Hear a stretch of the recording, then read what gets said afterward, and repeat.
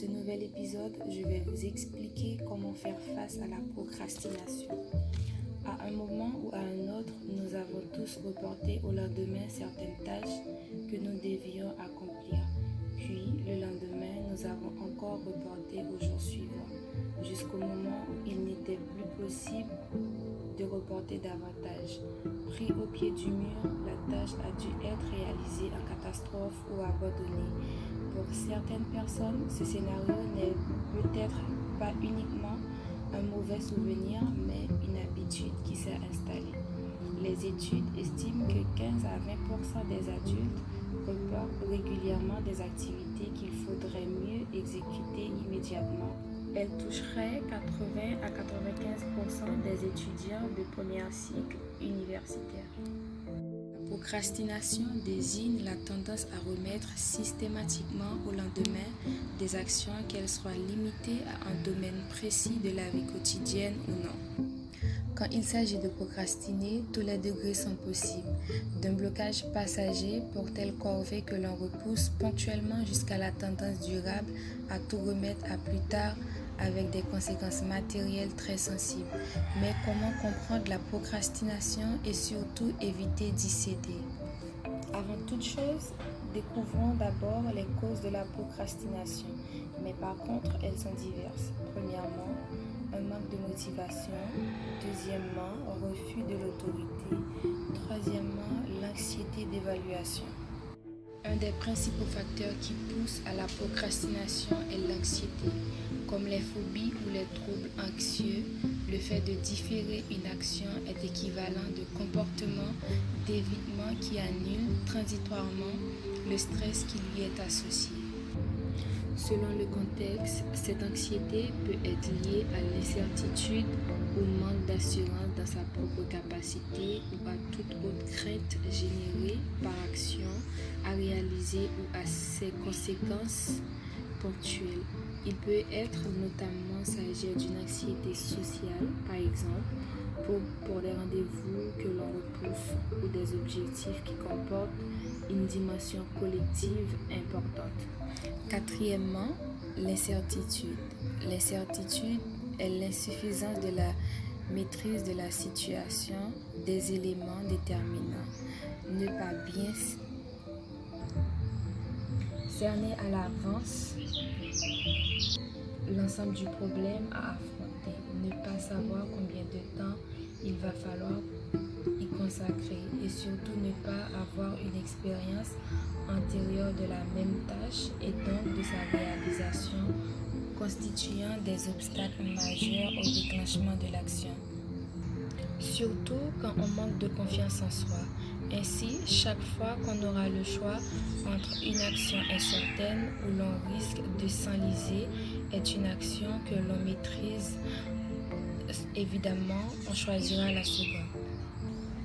Cinquièmement, on a tous des difficultés à prendre des décisions, on a des craintes, mais parfois on évite des situations ennuyantes et désagréables.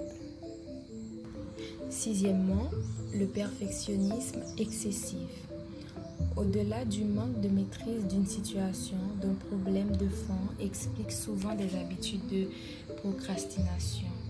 Une faible estime de soi et son corollaire, le perfectionnisme, vouloir en permanence faire des choses de manière parfaite pour se prouver sa propre valeur dont on doute en réalité, créer rapidement un cercle vicieux. Placer la barre trop haut conduit fatalement à ne pas l'atteindre, ce qui finit par altérer encore plus l'image que l'on a de soi-même. Je n'arrive jamais à rien, c'est bien la preuve que je ne vaux rien. Cette course à la perfection empêche d'agir et elle peut même directement fabriquer de la procrastination. Plutôt que de se confronter à un possible échec, on préfère même s'en rendre compte, ne pas essayer du tout. Septièmement, l'estimation du temps.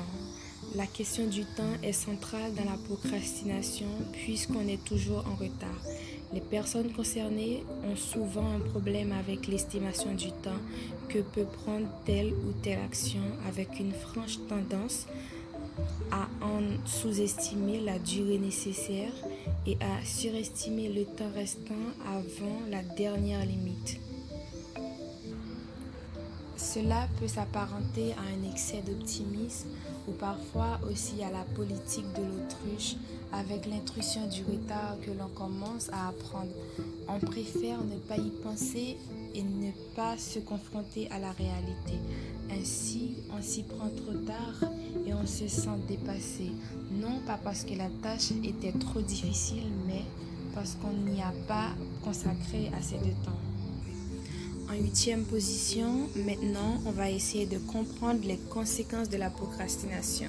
Celle-ci risque à moyen et à long terme causer de l'anxiété, une culpabilité, une frustration et une dévalorisation de soi. Elle se développe avec le temps en réaction à des tâches qui paraissent ennuyeuses, difficiles ou réparbatives, voire plus lourdes qu'elles ne le sont en réalité. À mesure que les échéances approchent, la mauvaise conscience ou le sentiment de culpabilité entraîne un facteur de stress important. La procrastination est une conséquence du perfectionnisme. Le perfectionnisme ne correspond pas à la recherche de l'excellence, il correspond à la recherche de l'inatteignable, de l'inaccessibilité. La demande irréaliste envers eux-mêmes qu'ils soient incapables de réaliser les amène pour s'en sortir à la procrastination.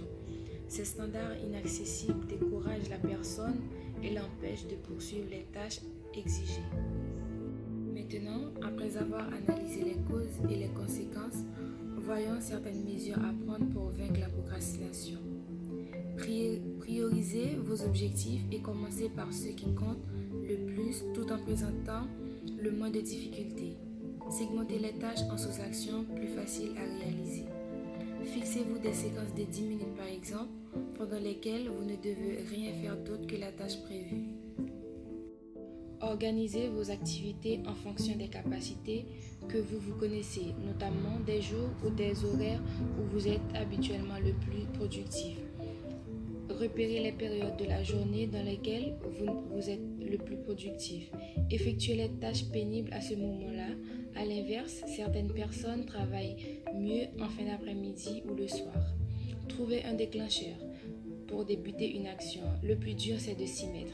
Le café après la pause déjeuner peut être un bon prétexte pour commencer à lire un long rapport, tout comme mettre ses chaussures de sport après son retour du travail pour être sûr d'aller faire son jogging.